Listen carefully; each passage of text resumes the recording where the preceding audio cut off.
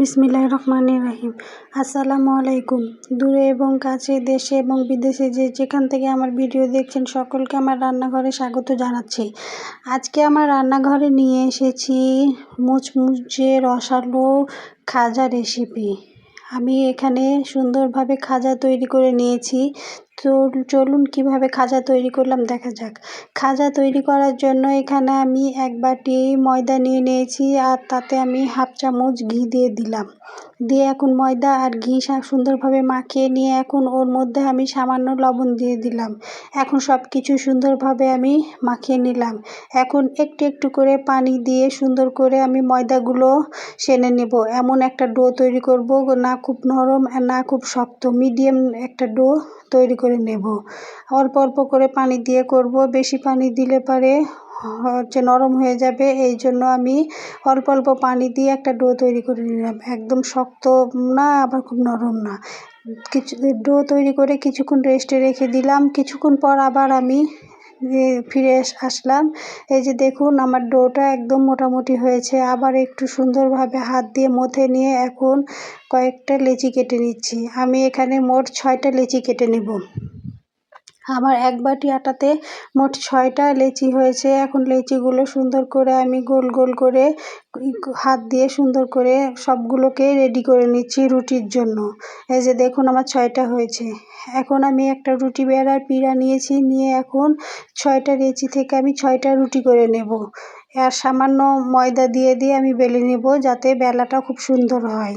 এই যে দেখুন আমি সুন্দরভাবে রুটি বেলে নিচ্ছি। একদম মিডিয়াম সাইজ করে রুটি বেলে নিচ্ছি। আর রুটিগুলো খুব পাতলা করেই বেলে নিতে হবে। আমার একটা রুটি বেলে নেওয়া হয়েছে, এখন আর একটাও একইভাবে বেলে নিচ্ছি। এই যে দেখুন আমার 6টা রুটি বেলা হয়ে গেছে, আর পাতলাভাবে আমি বেলে নিয়েছি। এখন আর একটা বাটিতে আমি 2 চামচ কর্নফ্লাওয়ার আর সামান্য তেল দিয়ে সুন্দর করে গুলিয়ে নিচ্ছি। এই যে দেখুন সুন্দর করে গুলিয়ে একটা নরম ব্যাটার তৈরি করে নিচ্ছি।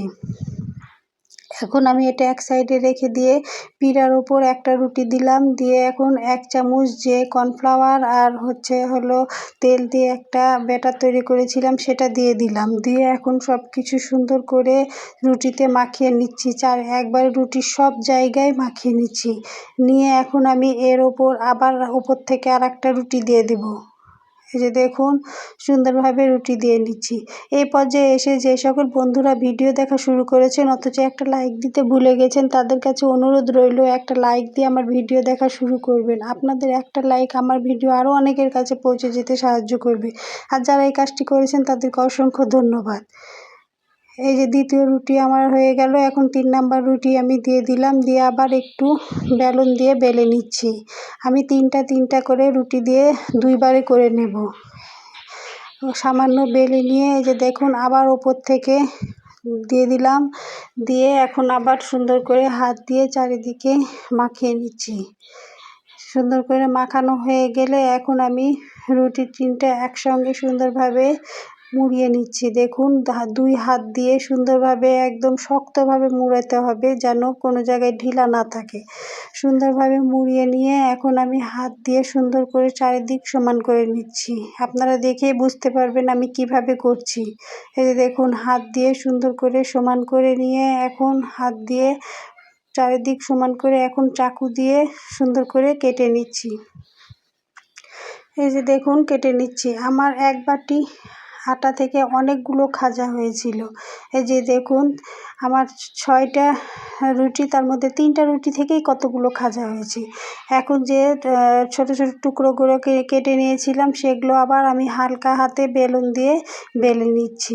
এই যে দেখুন আমি এটা খাজা তৈরি করেছি, এটা যে এত মজা হয়েছিল আপনারা তৈরি করে না দেখলে বুঝতে পারবেন না। এই যে সবগুলো আমার বেলে নিয়েছি। এখন আমি চুলায় চলে আসলাম। চুলায় একটা হাঁড়ি বসিয়ে হাফ বাটি চিনি দিলাম, আর আমার আগে একটু সেরা ছিল সেই সেরাটা দিয়ে দিলাম। যেহেতু এখানে একটু ঘন সেরা লাগবে তাই আমি ওই পাতলা সেরাটার মধ্যে হাফ বাটি চিনি দিয়ে সুন্দর করে সেরা তৈরি করে নিলাম। সেরা তৈরি করে নামিয়ে নিয়ে আমি চুলায় আবার কড়াই বসিয়ে কড়াইয়ের মধ্যে তেল দিয়ে তেলকে আমি একদম হালকা গরম করে এখন এর মধ্যে আমি খাজাগুলো ছেড়ে দিচ্ছি। আর এটা ভাজতে হবে একদম হালকা জালে, যাতে সুন্দর মুচমুচে হয়। যে সকল নতুন বন্ধুরা আমার চ্যানেলে নতুন যুক্ত হয়েছেন তাদেরকে অনুরোধ করছি, আমার কোনো ভিডিওর কোনো অংশ যদি ভালো লাগে তো সাবস্ক্রাইব করে আমার পাশে থাকতে পারেন। আর যারা ফেসবুক থেকে দেখছেন তারা ফলো দিয়ে আমার সঙ্গে থেকে যেতে পারেন। আর যারা এই কাজটি করেছেন তাদেরকে অসংখ্য ধন্যবাদ। দেখুন খাজাগুলো ওপরে তেল থেকে ওপরে ভেসে উঠতে কত সুন্দর লেয়ার লেয়ার হয়ে গেছে। দেখুন এই যে আমার ভাজা হয়ে গেছে, এখন আমি এগুলো তুলে সেরার মধ্যে দিয়ে দিলাম। দেখেন এখন আমি সেরাতে সুন্দর করে উল্টে পাল্টে ডুবিয়ে নিচ্ছি।